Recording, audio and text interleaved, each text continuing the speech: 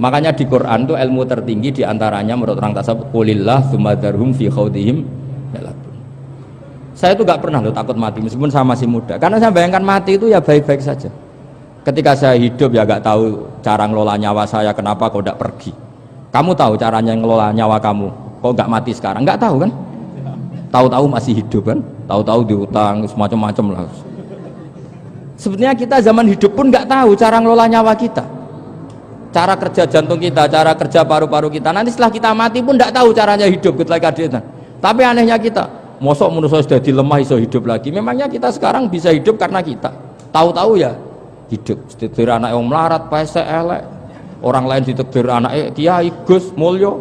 Kita kan tidak pernah bisa milih bapak itu ora iso. Ngerti-ngerti anak Karmen, anak Karlan itu sudah gak tahu. Artinya gini, ya sudah ya Allah, ketika saya hidup ya tidak tahu kenapa saya hidup, pasti engkau yang menghidupkan. Ketika saya mati juga gak tahu kenapa saya mati, pasti engkau yang menghidupkan dan mematikan. Maka saya akan baik-baik saja di akhirat, karena ketika di dunia Tuhannya yang engkau, ketika di akhirat Tuhannya, dan sifat engkau tidak akan rubah, tetap arhamur rahimin. Makanya dulu wali-wali itu kalau mau mati ya santai aja. Said Umar bin Abdul Aziz itu ulama-ulama dulu, kalau mau meninggal itu kalau keluarganya nangis marah besar. Memangnya mau kemana kamu nangisin saya? Lah kamu kan mau mati. Memangnya mau kemana kalau mati? Ya kembali ke Allah. Susahnya apa? Di dunia ya milik Allah, di akhirat milik Allah. Inna sholati wa nusuki wa mahyaya wa mamati lillahi rabbil. Yang aneh sampai harus melarat orang wani mati. Wah, aneh tenan. Ya karena sampean tahu mungkin di akhirat lebih miskin lagi kan karena. Itu repot terus. Coba kalau dari awal kita menstatuskan diri kita biadillah. Inna sholati wa nusuki wa mahyaya wa mamati. Tapi kamu salah status, mengatakan kehidupan adalah momen untuk mencari kesejahteraan, kehidupan adalah momen untuk cari karir. Kamu mensifati kehidupan secara salah, jika kamu terjebak nyari karir, nyari kaya. Coba kalau kamu pakai mazhabnya Sufi, kehidupan adalah pemberian dari Allah untuk kembali kepada Allah. Kematian ya seperti itu. Akhirnya ya santai saja. Inna sholati wa nusuki wa mahyaya wa mamati lillahi rabbil alamin. Istri juga gitu. Saya itu tidak sombong, saya itu mulai nikah sampai sekarang itu hampir gak pernah tukaran sama istri. Sama istri saya itu sering bilang gini, Gus kali-kali kalau saya ngamuk itu diwales, dilawan, supaya saya punya musuh katanya. Betul ya?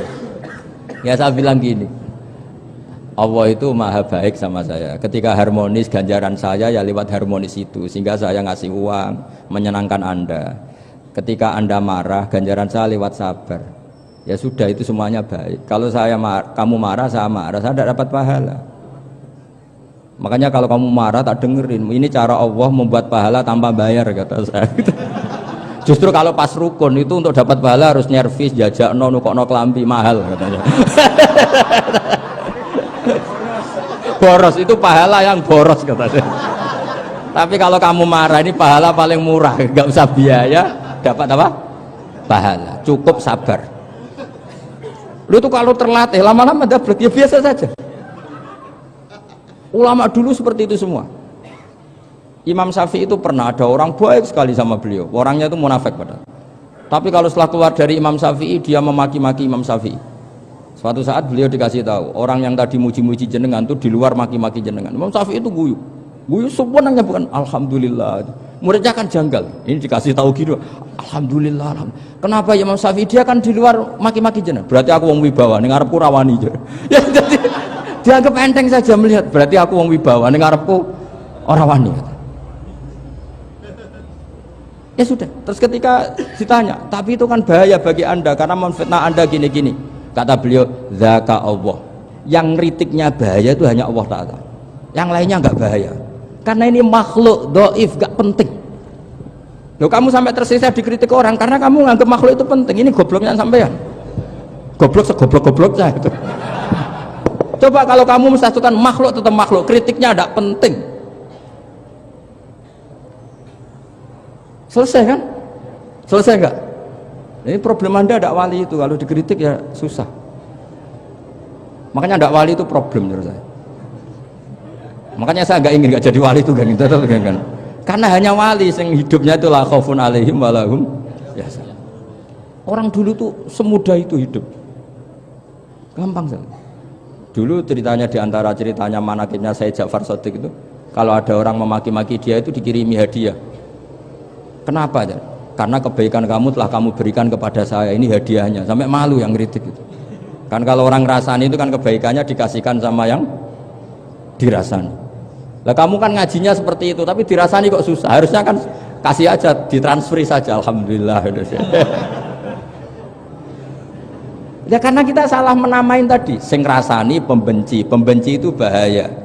Sehingga kamu mereaksi secara serius. Coba kalau kamu pakai hukumnya Allah dan Rasul, pembenci itu pemberi kebaikan, istri marah adalah pemberi kebaikan.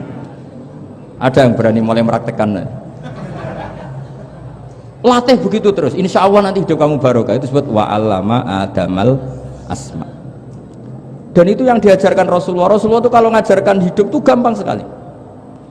Allahumma ja'alil hayata ziyadatan li fi kulli khairin wal mauta rohatan li min kulli syarrin. Jadi kalau kita hidup anggap saja peluang untuk nambah kebaikan.